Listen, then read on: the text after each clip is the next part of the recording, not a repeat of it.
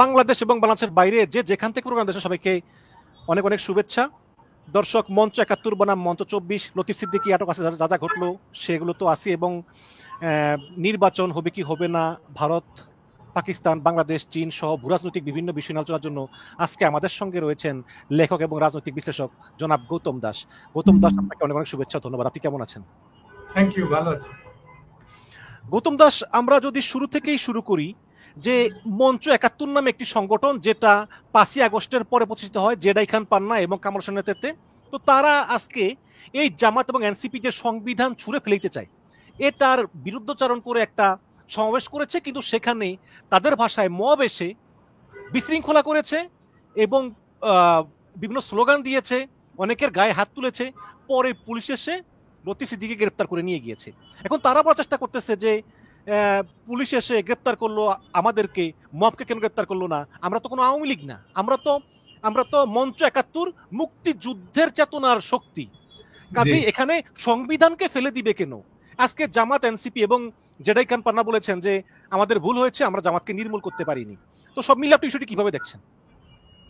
কিছুই না, সিম্পল হিসাব যে আপনি ঘুরপথে আওয়ামী লীগ করে বেড়াবেন, ঘুরপথে রয়ের প্ল্যান অনুযায়ী কাজ করবেন, আর বাংলাদেশের মানুষ সরকার ছেড়ে দেন, বাংলাদেশের মানুষ আপনাদের প্রতি খুব ইজি মনোভাব রাখবে, ওয়েলকামিং মনোভাব রাখবে, এটা তো আশা করা ঠিক না।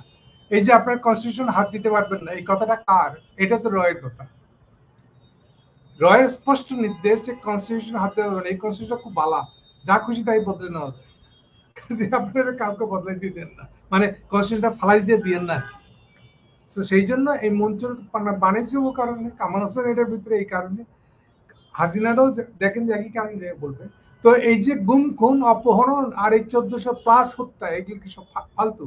এগুলো নিয়ে আপনাদের বক্তব্য নাই কেন? আপনাদের কনস্টিটিউশন, এই যে কনস্টিটিউশন মারাইতে আসছেন, এই কনস্টিটিউশন মারা নিয়ে আলাদা এই ১৪০০ খুনের হত্যা কি করবেন?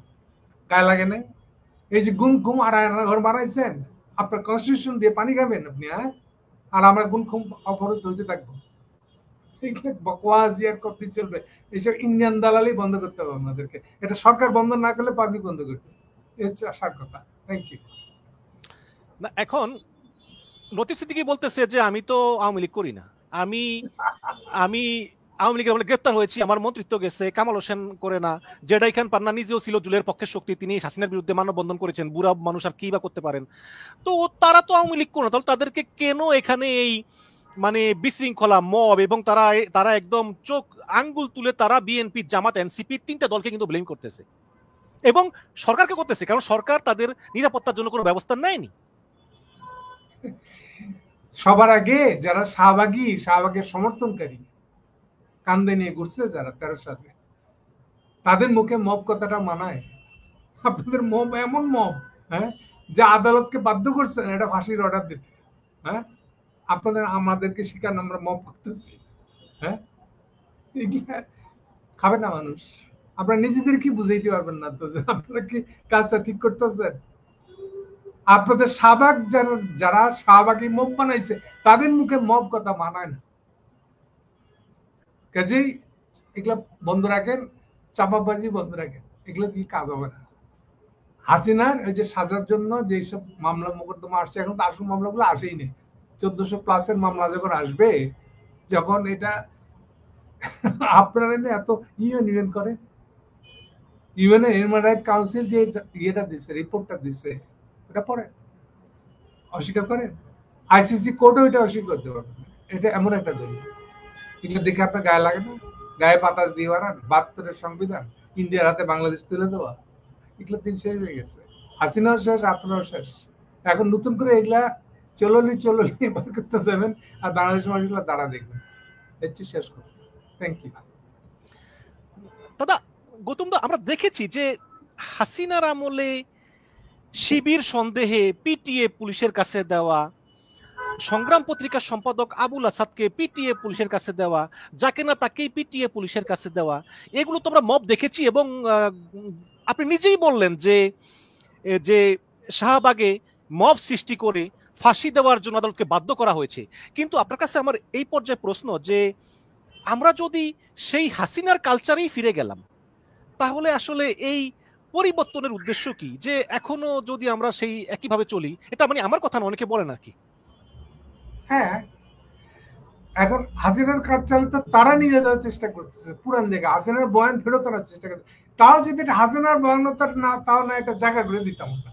এটা তো ইন্ডিয়ান বয়ান, আপনাদের ইন্ডিয়ান বয়ান নিয়ে আপনারা আসছেন, হ্যাঁ ছেড়ে দিব আমরা আপনাদেরকে, ইন্ডিয়াকে বরণ করে নেব। 17 বছরের ইন্ডিয়ান হেজিমনি আমাদের গাড়ির উপরে লটকায়, আর সেনা সদরে বসে অফিস করছে রয়েল লোক। হাসিনার গণভবনে 300 রয়েল লোক তাকে পাহারা দিত। এগুলো কিসের লক্ষণ? হ্যাঁ, বাংলাদেশের স্বাধীনতা আছে, স্বাধীনতার সার্বভৌমত্ব কিছু ছিল? আপনার আপনার যেটা আমাদের যতগুলো গোয়েন্দা সংস্থা আছে, প্রত্যেকটার ভিতরে আপনার লোক ঢুকে বসে রাখছে। আর আপনারা এখন আপনার স্বাধীনতার সার্বভৌমত্ব নিয়ে এগুলো কথা কেউ শুনবে না, কেউ খাইবে না। আপনার নিজে কি বুঝাইতে পারবেন না দেখে? আর এগুলা ওপেন হয়ে গেছে, ইন্ডিয়ান দালালি ওপেন হয়ে গেছে, এগুলা আর এখন চলবে না। নতুন কোন ধান্দা থাকলে নিয়ে আসেন। আপনি কি মনে করেন যে যেহেতু আওয়ামী লীগ এখন সরাসরি মাঠে উঠতে পারতেছে না, তাহলে তারা ওই যে বিভিন্ন নামে মঞ্চ 71 বা অমুক মঞ্চ তমুক মঞ্চ বিভিন্ন নামে তারা আসার চেষ্টা করতেছে? মানে আপনি কি আসলেই এই যে জেডাই খান পান্না বা বা এই যে লতিফ সিদ্দিকী, তারা বলতেছে আমরা আওয়ামী লীগের কেউ না, কিন্তু আপনি কি আসলেই মনে করেন তারা মূলত পরোক্ষভাবে আওয়ামী লীগকে পুনর্বাসন করার চেষ্টা করতেছে? আওয়ামী লীগের চেয়ে বড় কথা হলো তারা ইন্ডিয়ান দালাল। আওয়ামী লীগ ছোট ছোট ভাই। কোন ইন্ডিয়ান দালালকে আমরা বাংলাদেশে জায়গা করে দেবো, রাজনীতি করতে দেবো বা কোয়াজি করতে দেবো? এরা এই যে যখন আয়নাঘর হয়েছে, গুম খুন অপহরণ হয়েছে, প্রত্যেকটা লোক দেখেন, বিশেষ করে কেউ যদি জামাত ইসলাম করে, থানায় নিয়ে যাওয়া মাত্র তার পায়ে গুলি করে দিচ্ছে। আরে কয়টা লোক পাবেন, লোক আছে এরকম, খোঁজ নিয়ে দেখেন। পায়ে গুলি করে, হাঁটুতে গুলি করার মানে বুঝেন? হাঁটুর চাকরি গলে যায়। সারা জীবনের মধ্যে আপনি ল্যাংড়া হয়ে গেছে, আপনার গায়ে লাগেনি কখনো? কখনো এটা নিয়ে আপনার কথা বলতে ইচ্ছা করেনি?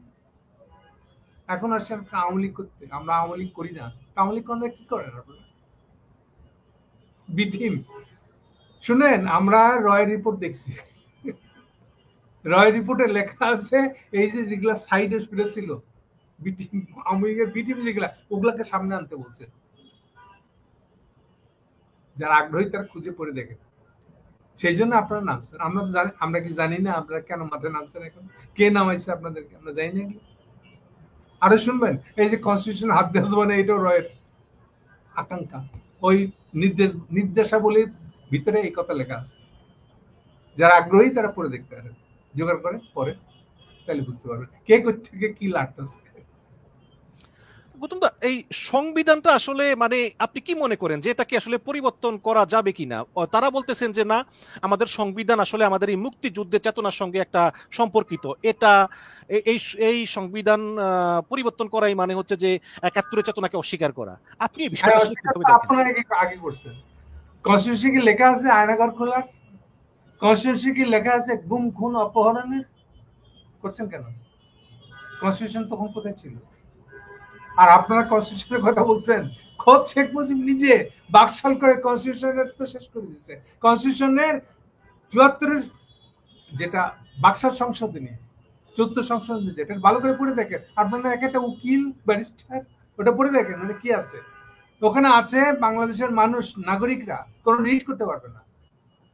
এটা বাকশাল সংশোধনীর কথা বলছি, 14 সংশোধনের অংশ। এটা রিড করতে পারবে না, অর্থাৎ কোন নাগরিক অধিকার ক্লেম করতে পারবে না রাষ্ট্রের কাছে। এটা সংযোজন আমাদের কনস্টিটিউশনে 102 ধারায় আছে, আদালতের রাইট, আদালত রিট শুনতে পারবে। ওইখানে লেখা 14 সংশোধনীতে লেখা আছে, এটাকে হেল্প করে রাখা হয়েছে 102 ধারা। আর যেটা মৌলিক অধিকারের চ্যাপ্টার ভিতরে আছে 26 থেকে সম্ভবত 41 বা 49, যতগুলো ধারা আছে সবগুলো আমাদের মৌলিক অধিকারের ধারা। সেখানে যেটা নাগরিকের রিট করার রাইট আছে, ওটাকেও আচ্ছা এখন সাসপেন্ডে রাখলাম, পরে দেখা যাবে বলে এটা আটকে রাখা হয়েছে। তো এরপরও বলতে চান যে ভারতের কনস্টিটিউশন বলে কিছু আছে? ভারতের কনস্টিটিউশন ওইখানে শেষ করে দিন আপনি। একটা কনস্টিটিউশন তখনই হবে যখন আপনি নাগরিককে রিড করার অধিকার দিবেন, নাগরিকের মৌলিক অধিকারকে স্বীকার করবেন। আপনি তো নাগরিকের মৌলিক অধিকারই তো নষ্ট করে দিচ্ছেন, অস্বীকার করে দিচ্ছেন। কোন মুখে আপনারা এখন বলেন যে 72 সংবিধানে ফিরে যাবেন। ওটা সংবিধান তো আপনারা কেটে শেষ করে দিচ্ছেন। এটা তো কনস্টিটিউশন নাই দেখো। এরপরে যা হয়েছে জিয়া রহমানের সময় থেকে শুরু করে 50 সাল থেকে এই পর্যন্ত যতগুলো সংশোধন করছেন, এরপরে ওটার 72 সংবিধান বলে কিছু নাই। আপনাদের থ্যাঙ্কস দেওয়া উচিত জিয়া রহমানকে যে উনি আপনাদেরকে এই রিট করার অধিকার ফেরত দিয়েছিলেন। এই যে যারা যারা উকিল আছেন তারা এটা মুখ বন্ধ করেন। কারা গেছিল? এই ইস্তিয়াক আহমেদরা। জিয়া রহমান তখন একদম সেরা মানে প্রধান সামরিক আইন প্রশাসক, তার কাছে গিয়ে রিকোয়েস্ট করছিলেন যে আপনি আমাদের রিট করার অধিকারটা ফেরত দেন, আদালত তো বন্ধ হয়ে গেছে। জিয়া রহমান তাদের কথা শুনে অধ্যাদেশ বলে। যারা আপনারা উকিলগিরি করেন তারা তো আমার চেয়ে বেশি জানবেন এই ইতিহাস। আপনারা কোন কোন কোন সাহসে এই কথা বলেন? আপনি 72 সংবিধান বলে কিছু আছে? এটা আপনারা শেষ করে দিচ্ছেন। যেই কনস্টিটিউশন রিড করে রাইট থাকে না, সেটা কি কনস্টিটিউশন থাকে? আসছেন এখন 72 কনস্টিটিউশন নিয়ে আপনার বাপের দলিল হিসাবে। হ্যাঁ, আর কনস্টিটিউশন থাকা সত্ত্বেও আপনারা আয়নাঘর বানাচ্ছেন কি করে? দেখা করেন। তাহলে কনস্টিটিউশন থাকা না থাকা, আপনি একই সঙ্গে আয়নাঘর করবেন, একই সঙ্গে বাপের মূর্তি তুলবেন, এটা কি? তাহলে বাপের মূর্তি আর আয়নাঘর তো সমার্থক হয়ে গেছে মানুষের কাছে। 72 কনস্টিটিউশন আর ইয়ের আয়নাঘর তো সমার্থক। আপনি যাকে তাকে লেভেল দিতেছেন এ হলো রাজাকার, আপনার হইলে মুক্তিযোদ্ধা শ্রেণী। সুতরাং সমস্ত ইয়েকে অমুক্তিযোদ্ধাকে আপনার গুম খুম অপহরণ করে মারে ফেলানোর রাইট হয়ে গেছে আপনাদের। এটা হলো আপনাদের কনস্টিটিউশন। আপনারা কি ভাবেন যে আপনারাই বুঝেন কনস্টিটিউশন, আর কি বুঝে না? আপনারা ব্যারিস্টার হয়ে গেছেন, ওকালতি শিখছে, অ্যাডভোকেট হয়ে গেছে, এজন্য আপনারাই জানেন কনস্টিটিউশন, আমরা কেউ জানি না কনস্টিটিউশন। আপনি মৌলিক অধিকার অপহরণ করার পরে কি করে 72 কনস্টিটিউশনের পক্ষে উঠে দাঁড়ান আপনারা? আপনার লজ্জাই নয় নাই আসলে কি বলতেছেন? হুশ গানটা পর্যন্ত নাই। আপনাদের সার্টিফিকেট ছুড়ে ফেলে দেওয়া উচিত, ব্যারিস্টারি সার্টিফিকেট। Thank you. জি, এখন আগামীকালকে মঞ্চ 24 মানে যারা নিজেদেরকে জুলাই আন্দোলনের পক্ষের শক্তি বলে দাবি করে মঞ্চ 24 তারা একটি সংবাদ সম্মেলন করবে মঞ্চ 71-এর বিরুদ্ধে। তো দেখি আমরা কি বলে আমরাও চোখ খোলা রাখবো সেই জায়গায়। এবং একটু ছোট করে বলতে চাই আর কি, যে গৌতম দাস ইদানিং দেখতেছি যে বিএনপির একটি পক্ষ তারা আওয়ামী লীগের সুরে কথা বলতেছে। আমি যদি বিশেষ করে দুইজনের নাম বলি, রুমিন ফারহানা, তিনি হাসনাতকে ফকিন্নির বাচ্চা বলতেছেন। ব্যারিস্টার অ্যাডভোকেট ফজলুর রহমান তাকে 3 মাসের স্থগিতাদেশ দিয়েছে। আপনি কি মনে করেন? অনেকে আমার কাছে বলে যে আসলে এদের কাজই হচ্ছে মূলত বিএনপিকে বিতর্কিত করে আওয়ামী লীগের পারপাস সার্ভ করা, বা তারা আওয়ামী লীগকে আবার ফিরিয়ে আনতে কাজ করতেছে। সব মিলে আপনি কি মনে করেন? যদি আপনি এটা ভিডিও বানিয়েছিলেন, কিন্তু দুর্ভাগ্যজনকভাবে আমার ওই ভিডিওটা দেখার সুযোগ হয়নি, বাট আপনি যদি একটু সংক্ষেপে দর্শকদের উদ্দেশ্যে কিছু বলেন আর কি, যে আসলে এদের উদ্দেশ্যটা কি?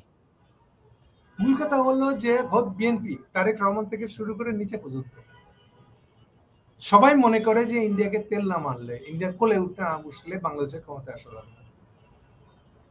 এতে একজনও বাদ নাই। এইবার এই বিএনপিটাকে এইবার ভিতরে ঢুকতে দিচ্ছে তাদেরকে ইন্ডিভিজুয়ালি। এই যে রুমিন ফারহান থেকে শুরু করে, ফজলু থেকে শুরু করে, খুব মির্জা আলমগীর, অন্তত 10 জনের নেতার নাম পাবেন যাদের সঙ্গে ডাইরেক্ট যোগাযোগ করতে হয়। তা আপনি তারেক রহমান যদি এরকম সিস্টেম বানান, ওটা তো দল নাই, এটা তো ইন্ডিয়ার একটা বাংলাদেশি এজেন্ট হয়েছে আসলে। মানে বাংলাদেশে আপনাদের পক্ষে কাজ করতে যারা আমার একটা এজেন্ট দল হয়েছে। তা আগে এগুলা আগেটাকে না, এগুলা যতদিন রাখবেন ততদিন এটা তো বাংলাদেশের রাজনৈতিক দলই না।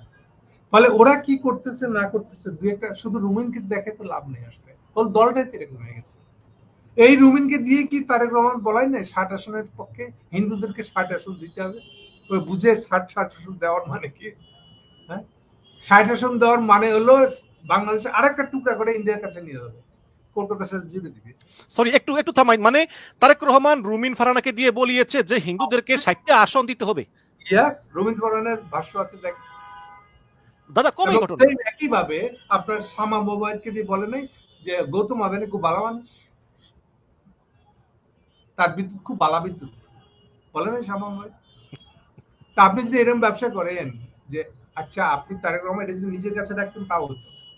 আপনি করতেছেন কি ওই ইন্ডিভিজুয়াল পার্টি লিডারদের সাথেও তারাও যেন ইন্ডিভিজুয়ালি যোগাযোগ করতে পারে এমন একটা ব্যবস্থা করে দিয়েছে। এরপরে ওটা পার্টি আছে, আপনি বলেন না কেন যে আপনার কর্তৃত্ব কোথায়? তাহলে আপনার নিজের নেওয়াটাও তো নিজের কাছে রাখতে পারতেন, তাও তো করেন নাই। তো ফলে শুধু রুমিনদেরকে দোষ দিতে লাভ নেই, শুধু ফজলুকে দোষ দিতে লাভ নেই। অর্গানাইজ একটা মুভ আসে। আপনি ফজলুকে দিয়ে টেস্ট করতে গেছিলেন যে ইন্ডিয়ান যে এজেন্ডাটা আছে, ইন্ডিয়ান যে অ্যাসাইনমেন্টটা দিচ্ছে আমাদেরকে, বাংলাদেশে হাসিনাকে বসাতে হবে। কালকে এটা নিয়ে আমি বিস্তারিত বলছি যে আপনাদেরকে ইন্ডিয়ানরা অ্যাসাইনমেন্ট দিচ্ছে, এক হলো যে কনস্টিটিউশন হাত দিতে দিবেন না, এই কাজটা আপনাদের করে দিতে হবে। আচ্ছা, আপনি নিজের স্বার্থ ভাববেন না? আপনি কি মনে করেন, আপনি তারেক রহমান বা আপনার বিএনপি নেতারা কি মনে করে যে এগুলা করার পরেও তারা ক্ষমতা আসতে পারবে? ইন্ডিয়ার হাত ধরে তারা ক্ষমতা আসতে পারবে না? ইন্ডিয়ার মূল এজেন্ডা আমি চ্যালেঞ্জ করে বলেছি, ইন্ডিয়ার 1 নম্বর এজেন্ডা হলো হাসিনাকে ফিরিয়ে দেওয়া বসানো। আরো স্পষ্ট করে বলেছি যে ইন্ডিয়ানরা কখনো, না তারেক রহমান না তার মা খালেদা জিয়াকে কখনো সরকার গঠন করতে। কিন্তু আমার প্রশ্ন আছে জনাব গৌতম দাস, যে ঠিক আছে হাসিনা যা করতো আমরাও তা করব, তাহলে আমাদেরকে কেন ইন্ডিয়া রাখবে না? আমার প্রথম প্রশ্ন হলো, যদি ইন্ডিয়ায় রাখার জন্য আপনি রাজনীতি করে থাকেন, এটা দরকার কি? না, কিন্তু আপনি যে বললেন, আপনার গতকালকে টকশোটা আমি দেখেছি, আপনি যে বললেন যে বিএনপি আসতে পারে, বাট ভারত কখনো তারেক রহমান এবং খালেদা জিয়াকে অ্যাকসেপ্ট করবে না, কারণ ভারত তাদেরকে বিশ্বাস করে না। কিন্তু আমার কথা হলো যে বেগম জিয়া তো বৃদ্ধ হয়ে গিয়েছেন, তার কথা বাদই দিলাম, যদি তারেক রহমান ভারতের পারপাস সার্ভ করে, তারপরেও কেন ভারত তাকে বিশ্বাস করবে না? বিকজ তাদের সম্পর্কে তাদের খারাপ ধারণা উল্টাটা করে বললে যে তাদের কাছে চয়েস হিসেবে কে বেশি আনুগত্য। তারেক রহমান আনুগত্য এখনো হাসিনা লেভেলে পৌঁছায় না ইন্ডিয়া চোখে, সেই জন্য তারা তারেক রহমান নিবে না, এগুলো কথা বলবে ফুসলাম। এমনকি ইয়েকে যে পালতেছে আমাদের জামাত ইসলামকে, আমি পালতেছে শব্দ ইউজ করেছি, পালতেছে এই জন্য তো ওকে বিভিন্ন রোল প্লে করবে। জামাতকে কে পালতেছে? জামাতকে ইন্ডিয়ানা পালতেছে, নাহলে জামাত ইসলাম মাথার উপরে কেন পারামানিককে মাথা নিয়ে ঘুরতেছে কি জন্য? এটার ব্যাখ্যা কি? এতে কোনো ব্যাখ্যা দিচ্ছে না। ফলে আরো আরো মেলা প্ল্যান আছে, আপনাদের উচিত হবে ইন্ডিয়ান প্ল্যানটা খুঁজে বের করা। ইন্ডিয়ান প্ল্যানটা পড়লেই বুঝতে পারবে তারা বাংলাদেশে কি বানাবে, তার পুরো প্ল্যান করে ফেলেছে, এবং সেই প্ল্যান অনুযায়ী প্রত্যেকটা কাজ করছে। প্রত্যেকে কে কি বলতেছে এগুলোর সাথে মিলার, ওইটার সাথে মিলবে দেখেন। ফলে দেখে মনে হচ্ছে যে এটা বিরোধিতা যাবে, এটা অমুক থাকবে, নো, সবগুলাই ওর হাতে খেলা হচ্ছে এটা। আর আমি বুঝি না যেটা আমি বারে বারে বলতেছি, আপনারা নিজেরা একটা পলিটিক্যাল পার্টিগুলো এক জায়গায় হন না, আপনাদেরকে কেন ইন্ডিয়া কাছে যাইতে হবে? আপনারা যাবেন আপনার পাবলিকের কাছে, তাদের কাছে কি পড়ছেন? সিম্পল হিসাব। আপনাকে কেন ধরে নিচ্ছেন যে আপনার ইন্ডিয়ানরা নিয়ে এসে বসে না দিলে ক্ষমতা বসতে পারবেন না? তো এই বিশ্বাস করে যারা বসে আছে তারা কি পলিটিক্যাল পার্টি? প্রথম পরীক্ষাতে তো তারা ফেল, তারা পলিটিক্যাল পার্টি না তো বাংলাদেশ। আমি মনে করি না এভাবে কোন দেশে তার পলিটিক্যাল পার্টিকে তার পাবলিক অ্যালাউ করবে। এই এখন আমরা শুনতে পেলাম, আপনি এই সম্পর্কে যদি কিছু জানেন, যে ইন্ডিয়া একটা মিটিং এর অ্যারেঞ্জ করে দিয়েছে অ্যাসালমের সঙ্গে, যেই সাইফুল আলম মাসুদ, যিনি প্রায় $20 বিলিয়ন ব্যাংক লুট করে নিয়ে গিয়েছেন। এবং আপনি ভালো করেই জানেন যে শপথবদ্ধ বিচারপতি এনায়েতুর রহিমকে দিয়ে তার বিরুদ্ধে যে ফিনান্সিয়াল ইউনিটের ইনভেস্টিগেশনটা স্থগিত করেছেন হাসিনা। তো শেখ হাসিনা তাকে অনেক কিছু দিয়েছেন, পুরো ব্যাংক লুট করে নিয়েছেন বাংলাদেশের ইতিহাসে। বাংলাদেশের আপনার রিজার্ভ হচ্ছে 31 বিলিয়ন, তিনি একে নিয়ে গেছেন 20 বিলিয়ন। কিন্তু এবার সাইফুল ইসলাম মাসুদের রিটার্ন দেওয়ার পালা। তো আপনি কি জানেন যে আমরা শুনলাম যে সম্প্রতি তিনি ভারতে গিয়েছেন বা এই ধরনের কিছু, আপনার কাছে কি সত্য মনে হয় এটা? আপনি কার কথা বলতেছেন, কার কথা না বলতেছেন এটা বলেন। আপনার এই যে সালাউদ্দিন এত বড় তাদের সংবিধান বিশেষজ্ঞ হয়েছে, এখন সালাউদ্দিনের বাড়ি কোথায়? আর সালাউদ্দিন প্রথম এসে যখন পেকুয়া যায় তখন যে সমাবেশটা করছিল ওটার টাকা দিছিল কি? ইভেন এসালামের গাড়িতে চড়ে গেছিল, এটা প্রথম আলো বড় করে ছবি দিয়ে টাঙায় রাখছিল, আপনার মনে নেই? এসালামের টাকা নেওয়ার জন্য সব উদ্গ্রীব হয়ে বসে আছে। তাহলে এখন আপনি কাকে বিশ্বাস করবেন যে সে এই সবচেয়ে আমি বিরুদ্ধে কথা বলবে? কেউ নেই। আপনি কি সালাউদ্দিন সাহেবকে অ্যাসালমের লোক বলতে চান? অবশ্যই, এটা আমি বলার অপেক্ষায় নাই তো কেউ। এই সালন লন্ডনে কিন্তু তারেকের সাথে দেখা করছে না, এটা অস্বীকার করুক তারা। এস আলম লন্ডনে এসে তার কোনো সাথে দেখা করছে? আমরা তো শুনলাম না এই ধরনের কোনো খবর। আপনি না আসলে তো আমার কিছু করার নেই।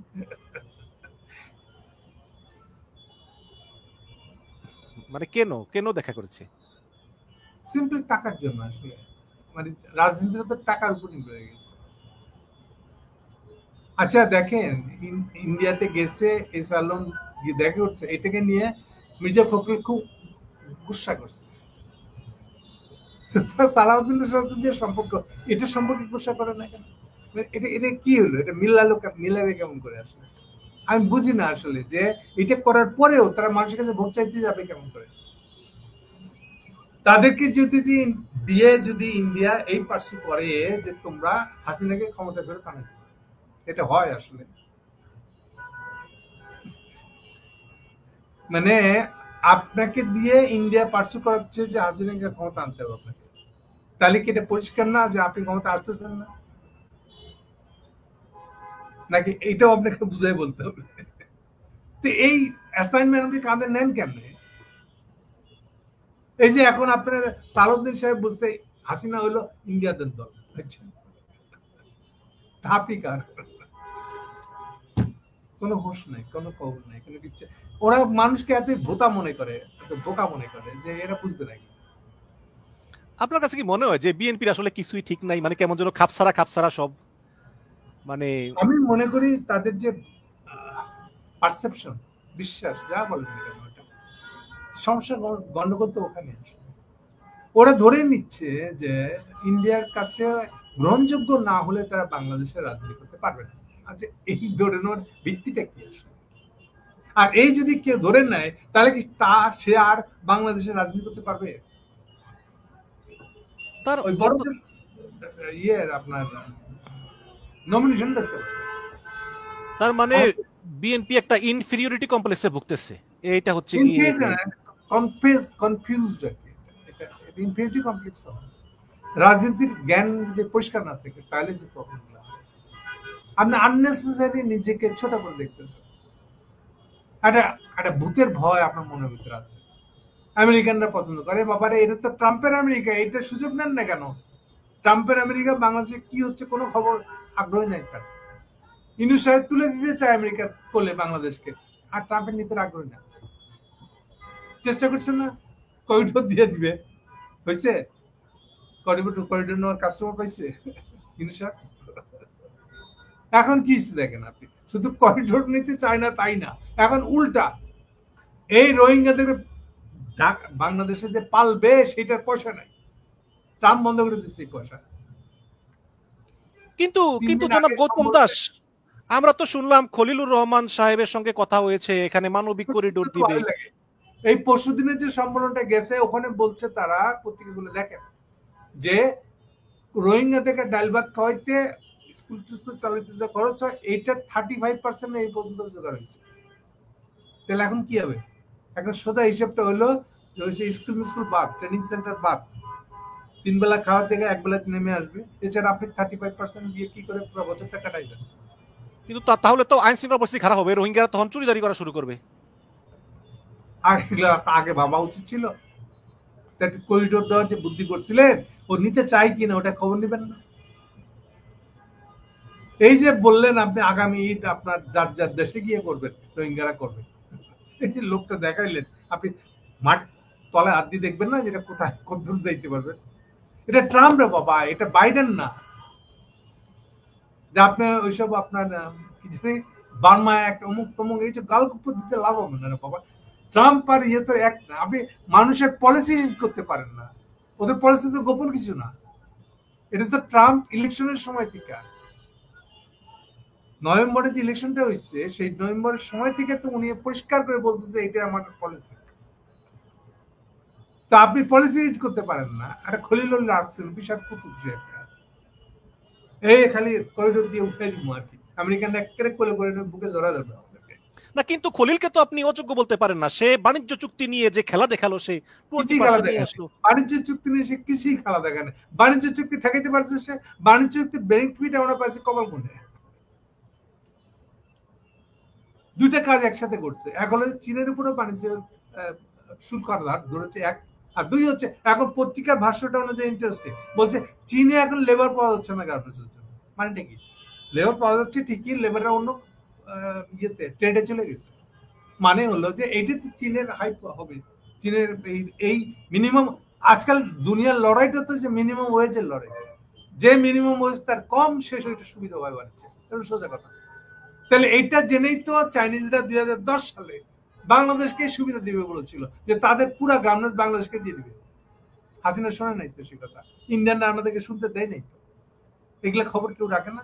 ডেইলি স্টারের খবর ছাপা হয়েছে, সাক্ষাৎকার ছাপা হচ্ছে তৎকালীন ঢাকার যে চাইনিজ ইয়ের হাই কমিশন, মানে চাইনিজ যে ইয়ে ছিল, রাষ্ট্রদূত ছিল, তার সাক্ষাৎকার চলছে। আপনি কেউ এগুলো শুনবেন না তো। তাহলে এগুলো একটা। দুই হলো যে এখনো ভিয়েতনাম আমাদের যে 5% সুবিধাতে আছে, প্লাস ইন্ডিয়াতে যে মার খেলো, ফলে এখানে ইন্ডিয়ানরা বাংলাদেশের হয়ে এক্সপোর্ট করা যায় কিনা সেসব দিকে আসছে। ফলে ব্রড হেডলাইনটা হলো যে আপনার বকেয়া সব অর্ডার ছিল সেগুলো নাকি এখন ছপ্পর ফেরে বাংলাদেশে ঢুকতেছে। এগুলোর মানেটা কি আসে? এগুলো তো আর খলিলের মাথায় ছিল না যেগুলো হবে। তাহলে উল্টাটা এখন আসে, এই যে যেগুলো বাড়তি সুবিধা পাইছে, পরে পাওয়ার সুবিধা, এগুলো যদি না আসতো তাহলে খলিল কোথায় থাকতো? এগুলো শুনতে শোনার গায়ে লাগে। আমরা 35% ট্যাক্স ধরছি, আপনার গায়ে লাগে না? যেখানে আমরা যদি মাল্টিফাই বাই এগ্রিমেন্টের আন্ডারে থাকতাম তাহলে বিনা শুল্কে যাওয়ার কথা হয়। এটা তো 12 সাল থেকে ইন্ডিয়ান আমেরিকানরা ফেরত নিয়েছে। তো তারপরে তো আমরা স্ট্রাগল করে করে 15% ট্যাক্স দিয়ে তো আমেরিকান বাজারে ঢুকতে পারতেছিল। দুনিয়াদারির খবর রাখে না, ট্রাম্পের মনোভাব বুঝে না, ট্রাম্পের পলিসি রিড করতে পারে না যারা, তারা বড় বড় মাতবর বড় বড় কথা বলে লাভটা কি? ফলে বাংলাদেশ এখন যে সুবিধাটা পাচ্ছে এটা পরে পাওয়ার সুবিধা, এর সাথে খলিলের কোনো সম্পর্কই নেই, কোনো মুরদ নাই, কোনো ইয়ে নাই, কোনো অ্যাচিভমেন্ট বলতে কিছু নাই। মারা গেলেও চাপাইতাম, থাকলেও এক পাচ্ছি। দেখবেন প্রত্যেকটা দেশই কম বেশি 20% 19% এরকমই পেয়েছে, একমাত্র ইন্ডিয়া বাদে।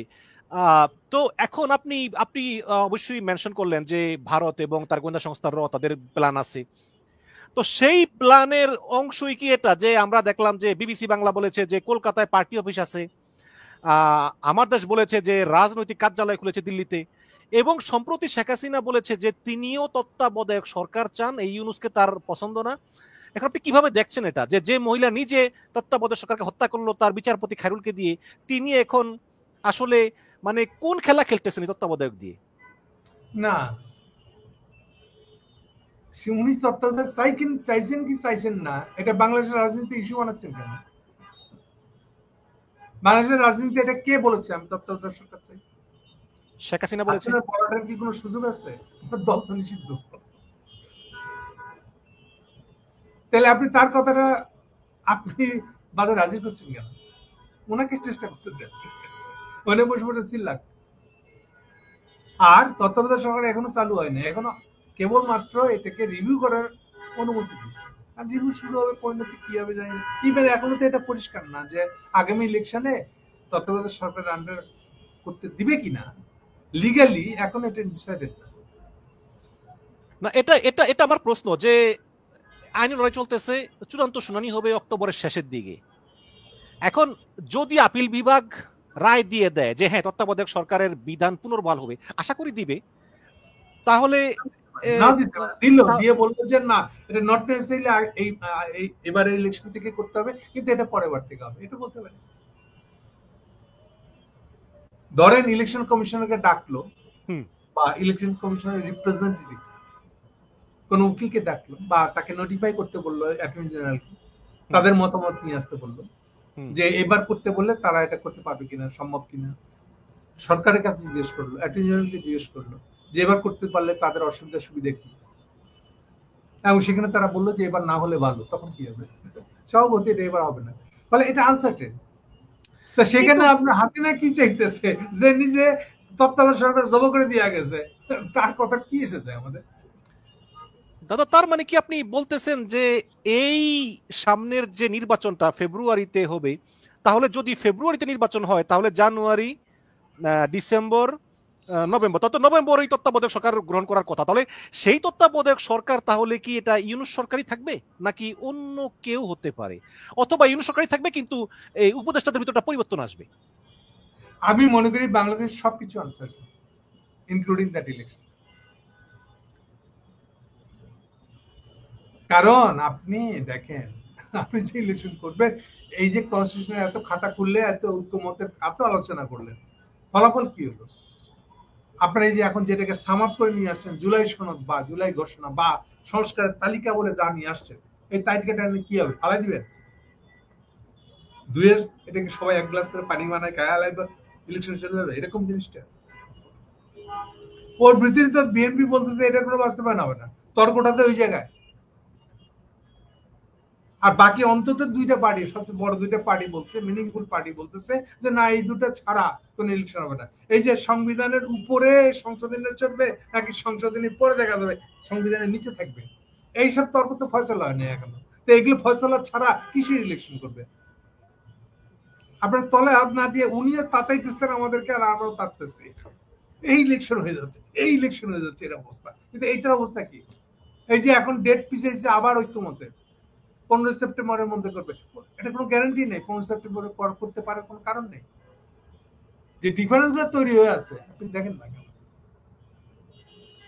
বিএনপি সালাউদ্দিনের স্পষ্ট বক্তব্য, কনস্টিটিউশনে কিছু ঢুকিয়ে দিবে না ওরা, কথা বুঝছেন? ফলে এই আলাপ আলোচনা করতে লাভ নেই। কিন্তু আমার কথা হচ্ছে যে পিআর আমরা জীবনে কখনো দেখি নাই, পিআর আমরা দেখি নাই, জীবনে দেখেন না, দ্যাটস নট দ্য ইস্যু। কিন্তু আপনার কি মনে হয় না যে এই জামাত এবং এনসিপি তারা নির্বাচন পিছাতে চায়, কারণ নির্বাচন হয়ে গেলে বিএনপি ক্ষমতা আসলে ওদের ক্ষমতা শেষ হয়ে যাবে? আজকাল মানে অভিযোগ আর কি, বিএনপি ক্ষমতা আসবে এটা আপনাকে নিশ্চয়তা দিল কে? অনুমান করি। তা ওই ইয়েটা সার্ভেটার অনুমানটা দেখেন না, 48% লোক বলতেছে কাকে ভোট দিবে, আদৌ ভোট দিবে কিনা জানে না। এটা যথেষ্ট উল্লেখযোগ্য মনে হয় না আপনার কাছে? আপনি কি বিশ্বাস করেন সেই সেই জরিপ? আপনি কি সেই জরিপ, তার উপরে কোনো বিশ্বাস নাই তো? আমি বলতেছি যতটুকু করতেছে ডেফিনেটলি এটা খুবই কম। তো বোধহয় ম্যাক্সিমাম 5000 লোককে জিজ্ঞেস করেছে, স্যাম্পলের সাইজ তো খুবই অল্প।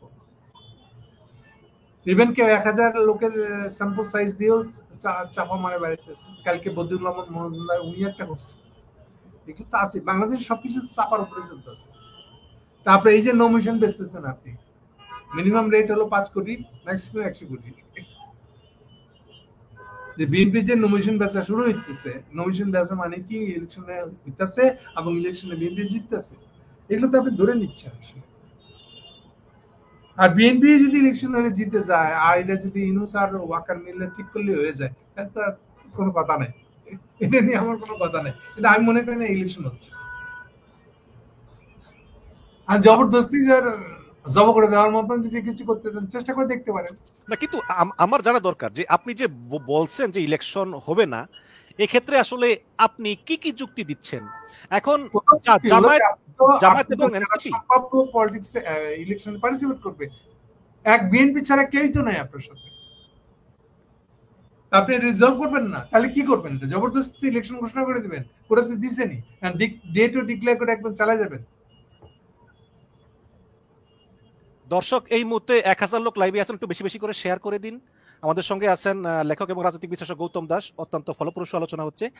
জনাব গৌতম দা, আমার কথা হচ্ছে যে জামাত কেন নির্বাচনে যাবে না? জামাত তো ক্ষমতায় যাওয়ার মতো দল না, জামাত গত ইলেকশনে পাইছে 5%। এই যে আপনি আগাম ধরে নিচ্ছেন কি ক্ষমতায় যাওয়ার মতো লোক আর দল আর কে না? না, যুক্তি আছে, 5% পাইছে এর আগে, এখন 10%ই পাইলো, মনে করেন যে ডাবল হয়ে গেল 10%। কি হইছে এটা এখন খাটবে না, এইজন্য যে গত 17 বছর বাংলাদেশে কোনো ইলেকশন হয়নি। আপনার মুড, সেই পাবলিক, সেগুলো কিচ্ছু নেই, সব ভেঙে গেছে।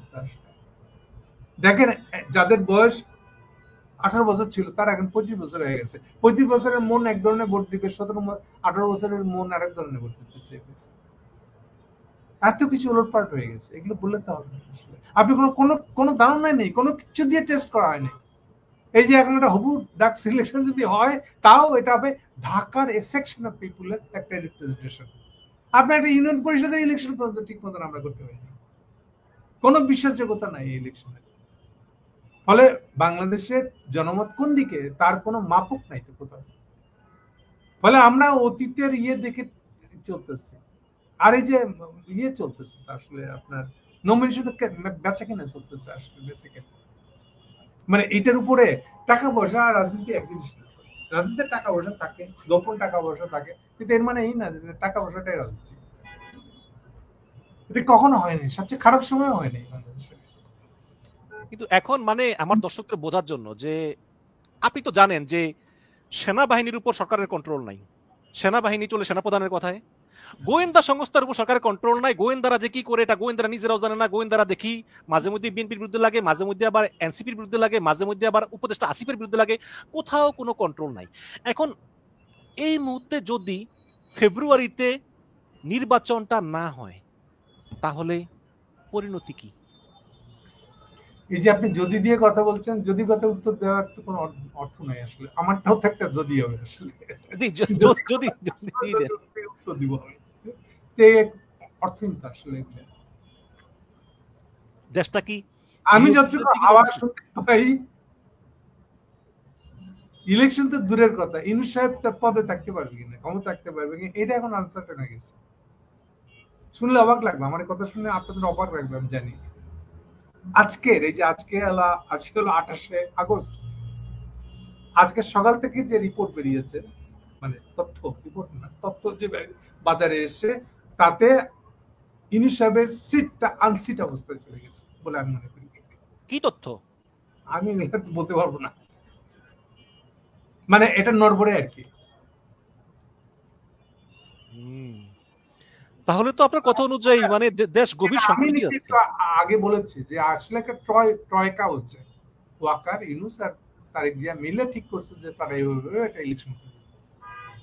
তো সেইখানে তো ভাঙন ধরে গেছে, সেটা সেই জায়গায় নাই তো এখন। এমনি ওয়াকার যখন চায়না গেছে, এটাতে ইউনূস সাহেব নাকশ হয়ে গিয়ে বলেছেন না যে হঠাৎ করে বলতেছে না আমি ইলেকশন দিয়ে চলে যাবো। ট্রয়কার আলোচনার সময় তুমি এই কথা বলেন না, উনি তখন ভালো করে গুছাই নিতেছেন যে হ্যাঁ উনাকে প্রেসিডেন্ট রাখা হবে কিনা। এই জন্য তো চুপ পদত্যাগ করতেছে কিনা, চুপ ছবি সরা এসে আলোচনা উঠছিল কেন? আপনাদের চোখের সামনে ঘটছে, পাবলিকলি ঘটছে। আজকে ওয়াকার চীন থেকে ফেরত আসছে, তো উনি চীনে গেলেন কেন? কালকে, আজকে অফিস করছে। ও আচ্ছা আচ্ছা আচ্ছা, গতকালকে ফেরত আসছে। ও হ্যাঁ 27 তারিখে ফেরত আসছে, আজকে অফিস করছে। ওখানে যে কত কিছু ঘটতেছে, যাদের খবর নেওয়ার সুযোগ আছে খবর নেন, দেখেন অনেক খবর। দাদা, পাকিস্তানের উপরাষ্ট্রপতি উপপ্রধানমন্ত্রী এবং পররাষ্ট্রমন্ত্রী ইসাকদার তিনি বাংলাদেশে এলেন, একটার পর একটা পার্টির সঙ্গে মিটিং করলেন এবং ইউনূসের সঙ্গে মিটিং করলেন, পররাষ্ট্রমন্ত্রী তৌহিদ হোসেনের সঙ্গে মিটিং করলেন। সব মিলিয়ে আপনি আসলে কি দেখেন যে এই বিষয়টাকে আবার ভারত কি চোখে দেখতেছে? এবং আমার আপত্তি এই জায়গায়, আপনি যদি ভারত কি চোখে দেখেছে ওইটা দিয়ে বাংলাদেশ পাকিস্তানের সম্পর্ক বিচার করতে চান, তাহলে এই আলোচনা আমি নাই আসলে। না, আমার যুক্তি হচ্ছে যে যারা 71 সালে আমাদেরকে, আপনাকে অন্য একটা বলি, 71 রাখেন, আমি একটা সোজা সাপটা একটা কথা বলি। আপনি বিচার করতে আসছেন বাংলাদেশের সাথে এখনকার পাকিস্তানের দুই রাষ্ট্রের নেতৃত্বের মধ্যে একটা যোগাযোগ আছে, কিন্তু আমার ভূরাজনীতি দিকে খেয়াল রাখা লাগবে না যে আশেপাশে কি করতেছে? শেষ করি। এখন এটাকে এই জায়গায় রাখেন, এখন এটাকে যদি আবার ইন্ডিয়ার স্বার্থ দিয়ে বিচার করেন, তার মানে কি আপনিও তো আবার ঘুরে ফিরে ধরে নিচ্ছেন জানো বা যে ইন্ডিয়া পছন্দ না করলে আমাদের কিছু করা যাবে না, এটা হইলো। এখন ইন্ডিয়ানরা দেখবে একটা হিন্দুত্ববাদের চোখে, হিন্দুত্ববাদের চোখে পাকিস্তানের সবচেয়ে বড় অপরাধ হচ্ছে সে মুসলমান। এই অপরাধ বুঝাইতে পারবো আমরা? বলে আমরাও কি একই অপরাধী নই? তাহলে আমরা ইন্ডিয়ান মনোভাব জেনে এই ঘটনার ব্যাখ্যা করতে পারবো? সিম্পল হিসাব। সবার আগে যদি আলোচনা করতেই চান মিনিংফুলি, তাহলে ইন্ডিয়া কিভাবে দেখতেছে এটাকে আলাদা রাখেন, এটাকে একসাথে নিয়ে দেখতে পারবেন না। আপনি দেখলে এটা কোনো আলোচনা হবে না, এটা ইন্ডিয়ার স্বার্থে কিছুক্ষণ সময় নষ্ট করলে না। আর এই যে বারে বারে বলতেছে, আজকাল যেটা ভিডিও বেড়েছে 74 সালে যে বক্তৃতাটা দিয়ে মাপ চাইছিল ভুট্টো, সেইটার ভিডিও এখন দেখে ফেসবুকে ছেয়ে গেছে। ওটা তো মানুষ নিজে নিজে দেখে নিজে নিজে তো বিচার করতে পারে যে ভুট্টো মাপ চেয়েছিল কিনা এবং কিভাবে মাপটা চেয়েছিল, কত নরম ভাবে, কত কনভিন্সিং ভাবে বাংলাদেশের কাছে মাপ চেয়েছিল শেখ দাদা মুজিবের উপস্থিতিতে। আমরা এত মাতবর হয়ে গেছি যে শেখ মুজিবের চেয়ে বেশি মাতবর আমরা এখন। শেখ মুজিব যেটা মেনে নিছিল আমরা সেটাকে মানতেছি না।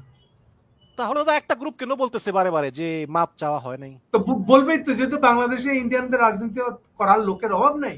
আমরা বড় বড় পার্টিগুলো যদি ইন্ডিয়ান লেজুর ধরে বসে থাকে তাহলে আপনি তো এরকম ভাষ্যই দেখতে পাবেন না। দাদা আপনি তো বলছেন যে আপনি কেন ভারতের কথা বলতেছেন, এই ইউক্রেনও বলেছিল যে আমরা কারো দাদারি না, আমাদের স্বাধীন দেশ, আমরা যা খুশি তা করবো, কিন্তু পরে রাশিয়া আক্রমণ করে ইউক্রেনকে ধ্বংস করে দিয়েছে। এই কারণে আমি বলি যে মানে মিললো না, একসাথে মিললো না। ইউক্রেনের কেসটা সম্পূর্ণ আলাদা। ইউক্রেনের কেসটা হলো হোয়াইট সুপ্রিমিজম। বাইডেন গিয়ে কান পড়া দিছে ইউরোপিয়ান ইউনিয়নকে। তাহলে ডিসেম্বরের সম্ভবত 22 বা 24 তারিখে এই চায়নার সাথে তার চুক্তি স্বাক্ষর হয়েছে বিনিয়োগের, সেইটা ফালাই তুইয়া 20 তারিখে, পরে 20 জানুয়ারি বাইডেন শপথ নিচ্ছে। শপথ নেওয়ার পরে তারা উল্টে গেল যে না, এবার তারা ইউক্রেনের যুদ্ধ চলে গেল। এটা কি আসলে? তাহলে ইউক্রেন কি বলছে এটা তো ইউক্রেনের কথা না। এই যে এখন বুঝতেছে না এই রাষ্ট্র কি করে চলবে যে রাষ্ট্রের কর্মচারীদের বেতন পর্যন্ত আমেরিকানদের টাকায় হয়েছে একদিন গত 4 বছর। এখন বেতন কে দিবে? এটা সার্ভাইভ করতে পারবে না এই রাষ্ট্র। এগুলো শুনতে ভালো লাগে, কারো কথা নাচলে পরে কি হয়, আপনার দেশের স্বার্থ ভুলে গিয়ে আপনি আরেকজনের কথা শুনে দেশের স্বার্থ ওইটা দিয়ে মাপতেছে। এই যে হাসিনা করে আমাদেরকে যে ইন্ডিয়ার গলা বেঁধে দিয়ে গেছে, এটি তো ছুটে দিতে পারতেছি না আমরা এখন। আমরা বাংলাদেশ স্বার্থ কোথেকে দেখবো আমি? তার সাথে নিশ্চিত হয়নি আসলে। এখন আসে সোজা হিসেবটা আসে, তাহলে এখনকার পাকিস্তানের সাথে কথা বলতে আমাদের, ইভেন ওই পাকিস্তানটা কি ইয়ের নওয়াজ শরীফের ভাইয়ের পার্টি না, তারা ক্ষমতা আছে, এটাও ইম্পর্টেন্ট না তো। জেনারেলি পাকিস্তানের সাথে আমাদের সম্পর্ক, আরো বিশেষ করে কোন পাকিস্তান। আর তো খুব পরিষ্কার করে আমি বলতেছি, সবসময় বলে আসছি, আজকেও আপনার সামনে আরেকবার বলে দিই, এখন আমরা আমাদের বিএম বাহিনীকে খাড়া করতে হবে, আমাদের মিলিটারি অস্ত্র লাগবে, না না সে বিষয়ে আমি আসবো, কিন্তু মানে ভারত অভিযোগ করতেছে, মানে ভারত বারবার বলতেছে আমি আমি দেখেছি ভারতীয় মিডিয়াতে সম্প্রতি আমাদের quarter master general lieutenant general তিনি গিয়েছেন পাকিস্তানে, গিয়ে তিনি কয়েকদিন ছিলেন। এটা নিয়ে ভারতীয় মিডিয়াতে অনেক কথা হচ্ছে। পিএমজি পাকিস্তানে যান নাই, ভুল তথ্য আপনার কাছে। পাকিস্তানে গিয়েছিল কামরুল সাহেব। না না না, এখানে এখানে এখানে এখানে ওই ইনকিলাব পত্রিকার খবর, যে আমি আপনার যদি পড়ে শোনাই, পাকিস্তানের জয়েন্ট চিফ অফ স্টাফ কমিটির চেয়ারম্যান জেনারেল শাহির জামশাদ মির্জার সঙ্গে সাক্ষাৎ করেছেন বাংলাদেশ সেনাবাহিনীর কোয়ার্টার মাস্টার জেনারেল ঢাকায়। কিএমজি এখন পর্যন্ত বিদেশে কোথাও যায়নি। না না না, এখানে লিখেছে শুক্রবার দেশটির জয়েন্ট স্টাফ সদর দপ্তরে সাক্ষাৎ অনুষ্ঠিত হয়েছে বলে জানিয়েছে পাক আন্তঃবাহিনী জনসংযোগ পরিদপ্তর, এটা পাকিস্তানে হয়েছে বলে। আপনি কথাই বলতে দিচ্ছেন না তো। জি বলুন। কোন দেশে এটা হয়েছে?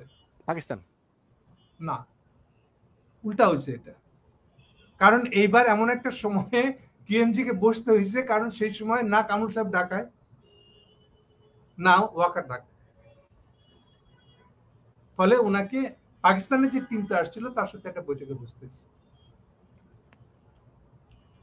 আচ্ছা, যদি বসে তো হোয়াট ইজ দ্য প্রবলেম? এখন বলেন কিএমজি কি বসছে, তাতে কি হচ্ছে? আপনি শুনতে পাচ্ছেন আমাকে? জি না, আমার কথা হচ্ছে যে মনে করেন যে আমি ভারত, তো আমার চিরশত্রু পাকিস্তান। এখন তোমরা আমার চিরশত্রু, তো আমার কি? তো এখন তোমরা আমার চিরশত্রুকে হাত মিলাচ্ছ, তার মানে তোমরা আমার চিরশত্রু হয়ে গেলাম। তো আমরা তো ইন্ডিয়ানদের নিয়মিত হয়েই আছি না। আমাদের মানুষ মুসলমান হয়েছে সেদিন থেকে আছে। আমাদের চিকেন নেকের কাছে তোমরা বিশাল একটা এয়ারপোর্ট খুলতেছো লালমনিরহাট, আবার চীনের থেকে জে-10C। আপনি গৌতম দা এটা কিভাবে দেখছেন? আমি আমার স্বার্থে সবকিছু করবো, আমার সেই রাইট আছে। ইন্ডিয়ান কনসার্ন থাকলে বলবে, আমাদের যদি মনে হয় এটা শোনা দরকার শুনবো, আদারওয়াইজ শুনবো না।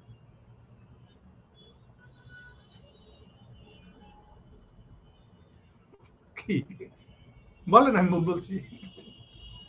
আর ইন্ডিয়ান মুরুদ থাকলে ইন্ডিয়া মানুষ দেখ, আমরা দেখি আমরা কোন মুরুদ এটাকে পার হয়ে চলে যাবো।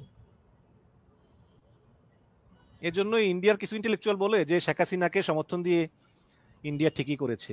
তার যদি শেখ হাসিনা পালিয়ে না যেত তাহলে আজকে আমাদের এই দিন দেখতে হতো না যে বাংলাদেশটাকে পাকিস্তান তো শেখ সন্ত্রাসী হাসিনাকে রাখতে সন্ত্রাসী পারলো না রাষ্ট্র কেন? বানিয়ে ফেলছে। এটা উত্তর দেখ ইন্ডিয়া। জি, এখন কোশ্চেনটা মুরুদের, আপনি এদিক সেদিক করে ঘুরে ফিরে লাভ হবে না। আমরা বাংলাদেশের মানুষ কেন এরকম শেখ হাসিনাকে ক্ষমতা রাখবো?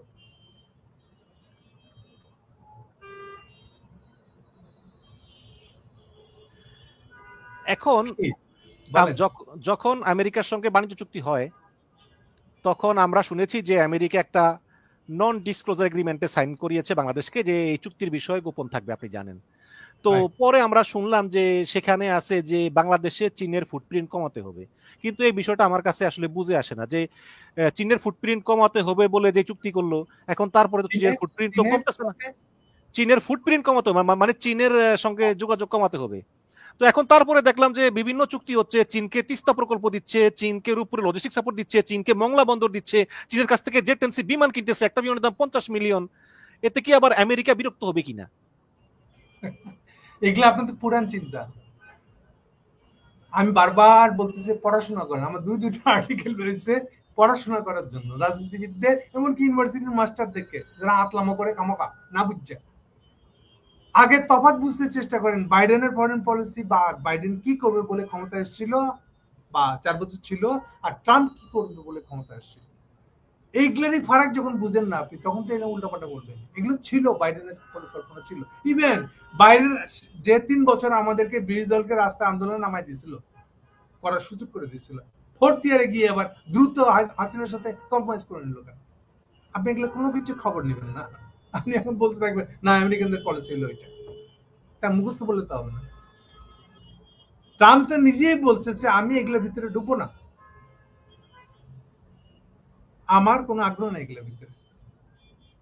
এবং আগের বারে ট্রাম্প এক যেটা তখনও করেছে, যেটা এখনো করেছে, এখনো করছে, সেটা হলো যখনই কোনো ফাইল আসে খরচ বিষয়, এখনকার ট্রাম্পে কোথা থেকে হয় পেন্টাগন থেকে আসে, মানে ওদের প্রতিরক্ষা মন্ত্রণালয় থেকে আসে, বা স্টেট ডিপার্টমেন্ট মানে পররাষ্ট্র মন্ত্রণালয় থেকে যখনই আসে, এবং যদি দেখে যে ওর ভিতরে একটা খরচ খরচার পার্ট আছে, ট্রাম্প ওইটাকে নিয়ে যে ডাস্টবিনে গলায় দেয় ফাইলটাকে। কারণ ট্রাম্পের প্রতিজ্ঞা হলো যে থার্ড পার্টির কোনো বিষয়ে, বিশেষ করে যুদ্ধের বিষয়ে কোনো খরচ খরচা টাকা পয়সা ব্যয় হয়েছে এরকম প্রজেক্ট সে নাই, অনাগ্রহী। এই যে ইউনুস সাহেব জবরদস্তিতে একটা স্টেটমেন্ট লিখেছে আমেরিকান স্টেট ডিপার্টমেন্টের বরাদ দিয়ে যে তার ইন্দো প্যাসিফিক পলিসি নিয়ে কথা বলছে, ভুয়া, এটা মিথ্যা কথা। ট্রাম্প আজ পর্যন্ত ইন্দো প্যাসিফিক পলিসি এই শব্দটা উচ্চারণ করে কোনো কথা বলে না। এবারকার ক্ষমতার সাথে চাপাবাজি মানলে হবে? সবাইকে তাদের মতন গাদা নাকি? আমেরিকান দলিল পড়ি না আমরা? So Indo Pacific policy is a dead case, dead issue, অন্তত ট্রাম্পের কাছে। আগামীতে থাকবে না সেটা অন্য কথা, কিন্তু আগামী 4 বছর, এটা তো 1 বছরও শেষ হয়নি এখন ট্রাম্পের, আরো 3 বছর আছে। এগুলা বুঝে কথা বলতে হবে আমাদেরকে। তো যেই ট্রাম্পের ডিকশনারিতে ইন্দো প্যাসিফিক পলিসি শব্দটাই নাই, সেখানে আপনারা পুরান ধারণার উপর ভরসা করে নানান কথা বলে যাচ্ছেন, অনুমান ছাড়তেছে। তবে তা আমাকে চ্যালেঞ্জ করেন না কেন? দেখান আপনি যে ট্রাম্পের কোন বক্তৃতায় ইন্দো প্যাসিফিক পলিসি বলে কোন শব্দ উচ্চারণ করছেন উনি একবার। ওনার কায়দা আলাদা, ওনার মতন করে করতেছে না। উনি যে চীনের পক্ষে তাও তো না, চীনের সাথে বিরোধ করে উনি নিজে বেটার জায়গায় যাবেন, উনি সেটা মনে করেন। দাদা আমার দর্শকদের একটা প্রশ্ন, মানে দর্শকদের একটা প্রশ্ন করি যে এই আমেরিকার রাষ্ট্রদূত মানে ভারপ্রাপ্ত রাষ্ট্রদূত ট্রেসিয়ান জ্যাকবসন, তিনি এত মিটিং করতেছেন কেন? মানে আর বাদ নাই, তিনি আজকে সম্ভবত সিএসির সঙ্গে মিটিং ছিল, এটা ক্যান্সেল হয়েছে ওই ব্লগের কারণে। রুটিন ভাই, এটা তো ইউরোপিয়ান করছে, আপনি ওটার নাম দেন না, ট্রেসির নাম দেন বেশি করে দিতে কেন? না, প্রধান বিচারপতির সঙ্গে তার কিসের মিটিং? জাস্ট কমন রুটিন বলতে পারেন, যেমন সে খোদ লন্ডনে গিয়ে তারেকের সাথে বৈঠক করে আসছে, এটাকে আমি রুটিন মনে করি। এই জন্য জাস্ট এটা রিকোয়েস্ট করছে ইউনূস সাহেব যে একটু আপনি গিয়ে একটু বুঝান, এটা তাই। এটা যদি রিয়েলি সিরিয়াসলি, শেষ করি, এটা যদি রিয়েলি ট্রাম্প সিরিয়াসলি নিত তাহলে ঢাকা থেকে কেন যাবে? স্টেট ডিপার্টমেন্টের লোক আসতে পারেন না লন্ডনে? সিরিয়াসলি না, এটা এটা যে স্টেট ডিপার্টমেন্টের বক্তব্য না, পজিশন না, এটা খুবই নিচের লেভেলের, লোকাল লেভেলের একটা রিকোয়েস্ট। এটা তো তার প্রমাণ না।